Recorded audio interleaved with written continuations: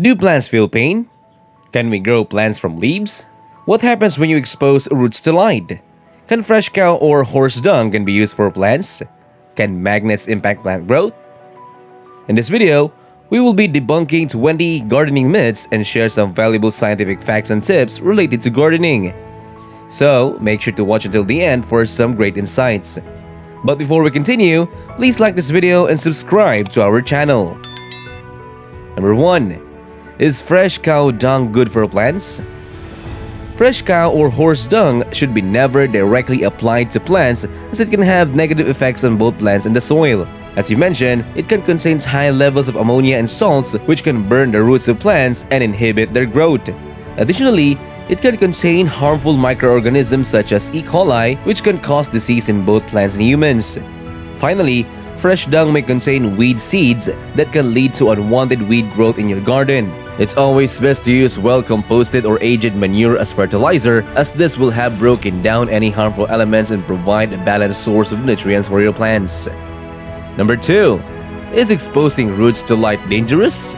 While light itself may not harmful to the roots, exposing roots to the light can result in the growth of algae due to increased exposure to sunlight, which can lead to a lack of oxygen and nutrients for the plant. Additionally, exposing roots to air and heat can cause them to dry out and become damaged, which can ultimately result in plant death.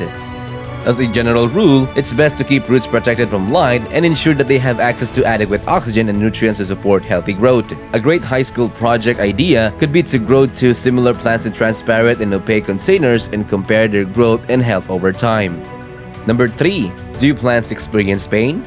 Numerous studies have been conducted to determine whether or not plants are capable of feeling pain. While plants lack the brain and nervous system structures found in humans and animals that are responsible for pain sensation, some research suggests that they may have a means of detecting threats, such as releasing defense and chemicals in response to being eaten. Plants also exhibit a range of behaviors, including fighting for territory, seeking out for food, and evading predators, and even trapping prey in the case of carnivorous plants like the Venus flytrap. Number 4. Will plants grow if they converse with you? Plant lovers and gardeners often believe that talking to plants or playing music can have positive impact on their growth and health. However, despite numerous scientific studies, there is still no conclusive evidence to support this theory. One hypothesis suggests that talking to plants may release carbon dioxide, which they can use for photosynthesis, but this has not been confirmed. Ultimately, while talking to plants may not have direct impact on their growth, many people find it to be a relaxing and enjoyable part of their gardening routine. Number 5. Can aging or old age kill plants? The Great Basin bristlecone pine, which may be found in California's White Mountains and is over 5,000 years old, is the world's oldest tree current to known exist. Actually, as long as the appropriate circumstances exist, trees can continue to grow indefinitely. However, the only issue preventing them from growing to the sky is the transportation of food and water from the roots to growing end through xylem and phloem. Number 6. Is it unsafe to approach trees at night? During daytime, plants absorb carbon dioxide and release oxygen through photosynthesis. At night, they absorb oxygen and release carbon dioxide through respiration. This means that the air around trees may have a lower concentration of oxygen and higher concentration of carbon dioxide during the night, but the impact is usually negligible for small plants in home gardens. It may be only noticeable near very large trees or in dense vegetation. Number 7. Is naphthalene an agent for rooting? Naphthalene balls or mothballs should be not used as rooting agent as they do not contain the necessary plant hormones required for rooting. Naphthalene balls are toxic and can harm plants, so it is important to only use specific rooting agents like NAA or IBA that are designed for this purpose.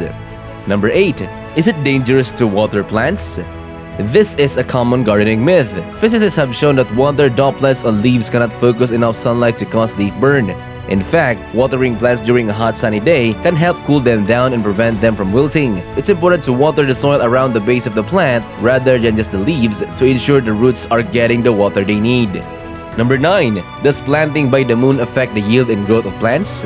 While the moon has a significant effect on tidal movements and animal behaviors, there's no scientific evidence to support the idea that the lunar phases have any impact on plant growth or development. Number 10. Crushed eggshells are a good source of calcium to treat calcium deficiency? This is untrue. Eggshells are slow to decompose and release calcium into soil. However, by making water-soluble calcium solution with eggshells and vinegar, you can make the calcium available for plants more quickly. Number 11. Does support or protection be required for seedlings or saplings?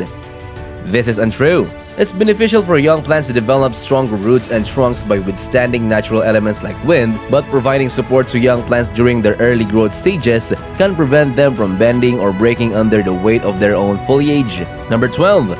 Can magnets affect the growth of plants? This is true. Plant development and seed germination are favorably impacted by magnetism. According to studies, seeds germinate more quickly and plants grow quicker and stronger when exposed to magnetic field in the soil with the south pole pointing towards the roots. Number 13.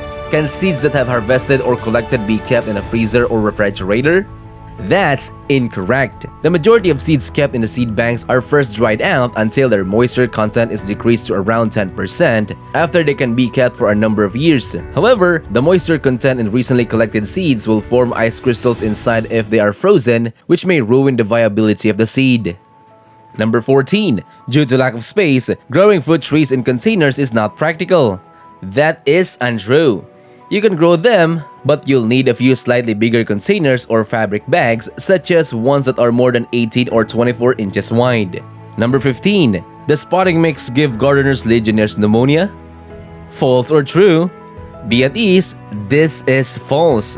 A severe kind of pneumonia or lung infection, Legionnaires' pneumonia, is primarily brought on by breathing in the germs. Although the Legionella bacteria can survive in outdoor soil, infections are not frequently caused by them. Prevention is still preferable to treatment though. When handling potting mix, it's best to wear a mask, especially for those who have compromised immune systems. Number 16. How can I tell whether my plant is still alive and how can I salvage a plant that is about to die?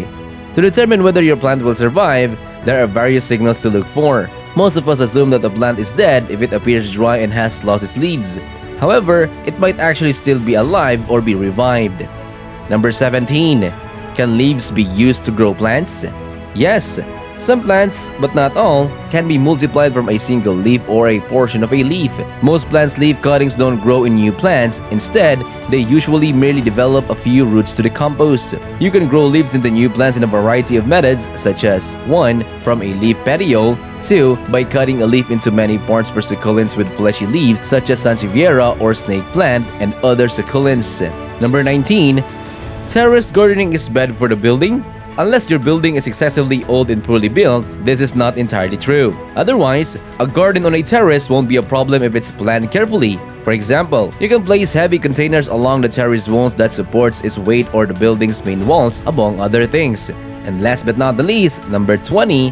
How can plants grow when exposed to electric current? While there are some studies that suggest that plants may respond to electrical currents in certain ways, there is no evidence to suggest that plants can grow simply by being exposed to electric current. That being said, there are a few ways in which electricity can be used to aid in plant growth. And that's it. Thanks for watching this video. Please leave a thumbs up and comment your thoughts on our topic today. And also, don't forget to subscribe to our channel.